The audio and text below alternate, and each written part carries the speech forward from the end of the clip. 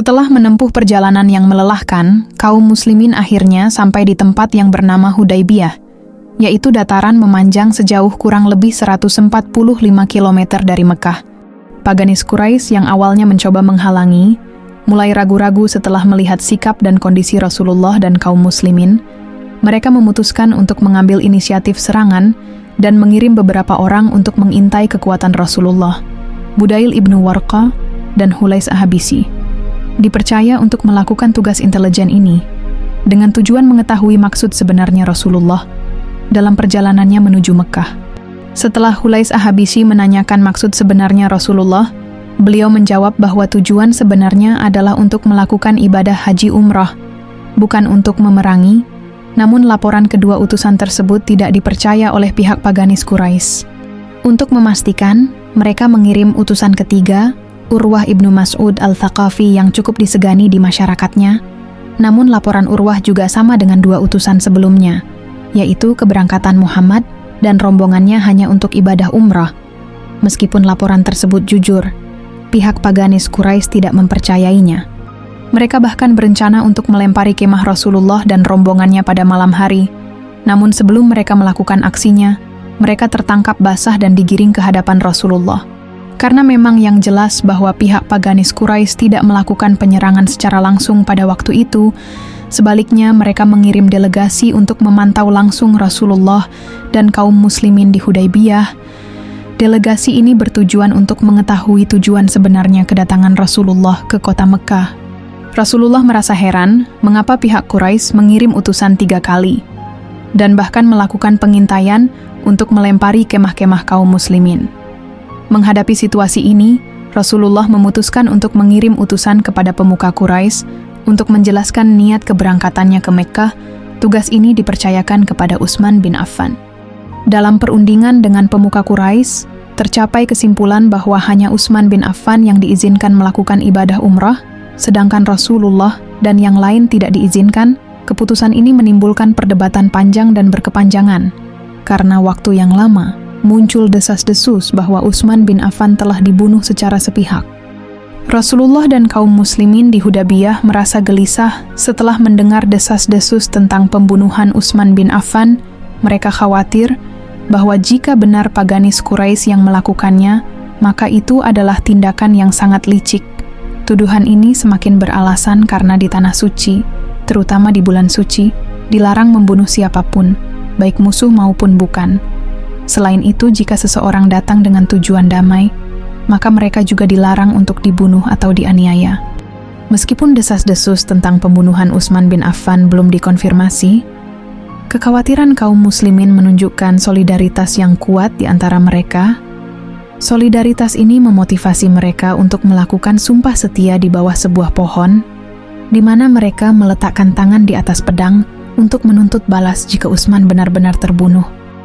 Sumpah setia ini merupakan refleksi dari keterjepitan situasi dan keberanian yang muncul dalam menghadapi bahaya. Dalam sejarah Islam, sumpah setia ini dikenal sebagai Bai'atur Ridwan. Sumpah ini dilakukan di bawah pohon, di tengah-tengah Hudaybiyah, yang menunjukkan komitmen dan kesetiaan kaum muslimin terhadap satu sama lain. Sumpah setia yang dilakukan oleh Rasulullah dan kaum muslimin akhirnya terdengar oleh Quraisy, membuat mereka merasa tergetar dan khawatir. Lalu para pemuka Quraisy segera mengadakan sidang darurat untuk membahas bagaimana menghadapi ancaman kaum muslimin. Sidang ini mencerminkan kecemasan dan kebingungan di kalangan pemimpin Quraisy. Mereka masih terpengaruh oleh trauma Perang Badar, di mana pasukan yang lebih kecil dan kurang bersenjata berhasil mengalahkan angkatan bersenjata Quraisy. Kondisi ini menunjukkan kejatuhan mental para pemuka Quraisy. Namun, dengan kepulangan Utsman bin Affan, mereka mulai percaya bahwa niat keberangkatan Muhammad dan rombongannya ke Mekah adalah untuk melakukan ibadah umrah, bukan perang.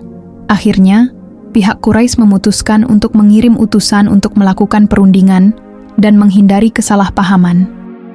Dalam perundingan tersebut, pihak paganis Quraisy diwakili oleh Suhail ibnu Umar, sedangkan kaum muslimin diwakili oleh Rasulullah SAW. Meskipun perundingan ini bertujuan untuk mencapai titik kompromi, namun tetap mengutamakan kepentingan pihak paganis Quraisy.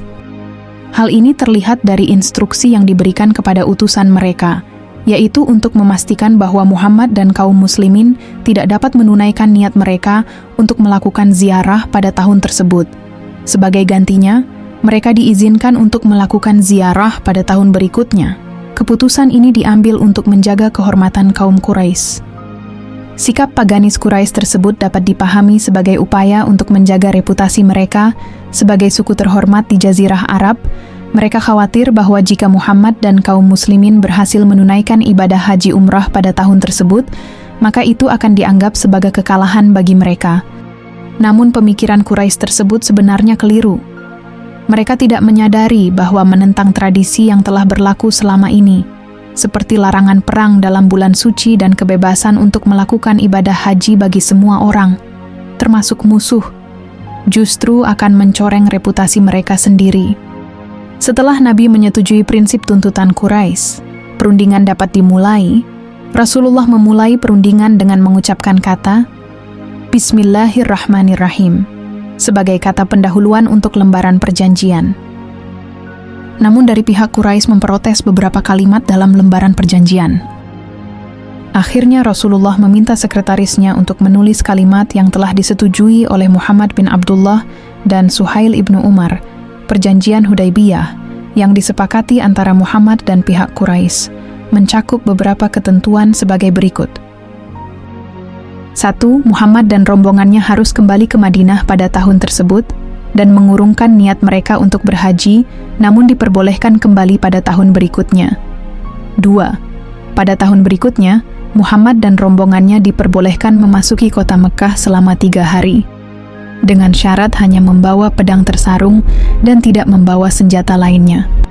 3. Suku-suku Arab diperbolehkan mengadakan persekutuan dengan Muhammad atau pihak Quraisy. 4. Warga Quraisy yang ingin bergabung dengan Muhammad di Madinah tanpa izin walinya harus dikembalikan, sedangkan warga Muslim Madinah yang ingin kembali ke Mekah diperbolehkan. 5. Perjanjian ini juga mencakup gencatan senjata antara pihak Quraisy dan Muslim selama 10 tahun. Setelah perjanjian Hudaybiyah ditandatangani, banyak orang Muslim yang merasa kecewa. Mereka pikir perjanjian itu membuat mereka kalah dan lemah, tapi sebenarnya perjanjian itu adalah strategi Rasulullah untuk mencapai kemenangan. Nabi tahu bahwa perjanjian itu akan memberikan kesempatan bagi orang Muslim untuk berdakwah dengan lebih bebas. Mereka tidak akan diganggu oleh orang-orang Quraisy yang tidak percaya pada Islam. Tapi, ada beberapa orang yang tidak setuju dengan perjanjian itu. Mereka pikir perjanjian itu membuat mereka terlihat lemah. Salah satu contoh adalah Umar ibnu Khattab, yang meronta dan tidak rela dengan kesepakatan tersebut. Namun Nabi memiliki pandangan yang lebih luas dan rasional. Beliau memahami bahwa perjanjian tersebut memiliki implikasi jangka panjang yang belum dapat dipahami oleh para sahabatnya pada saat itu. Dengan demikian, Nabi dapat melihat bahwa perjanjian tersebut sebenarnya memiliki manfaat yang lebih besar daripada yang dapat dilihat secara langsung. Perjanjian itu memberikan kesempatan bagi orang Muslim untuk mempersiapkan diri mereka untuk menghadapi tantangan di masa depan. Selain itu, perjanjian itu juga memberikan kesempatan bagi orang Muslim untuk menyebarluaskan ajaran Islam dengan lebih bebas. Mereka dapat berdakwah dengan lebih efektif dan menarik lebih banyak orang untuk memeluk Islam. Dalam beberapa tahun setelah perjanjian itu, banyak orang yang memeluk Islam. Mereka tertarik dengan ajaran Islam dan ingin menjadi bagian dari komunitas Muslim. Salah satu contoh adalah Khalid ibnu Walid, seorang panglima perang Quraisy yang memeluk Islam setelah perjanjian itu. Ia menjadi salah satu pemimpin militer Muslim yang paling berpengaruh. Dengan demikian, dapat dipahami bahwa perjanjian Hudaybiyah sebenarnya merupakan kemenangan strategis bagi Nabi dan kaum Muslimin. Perjanjian itu memberikan kesempatan bagi orang Muslim untuk mempersiapkan diri mereka untuk menghadapi tantangan di masa depan dan menyebarluaskan ajaran Islam dengan lebih bebas.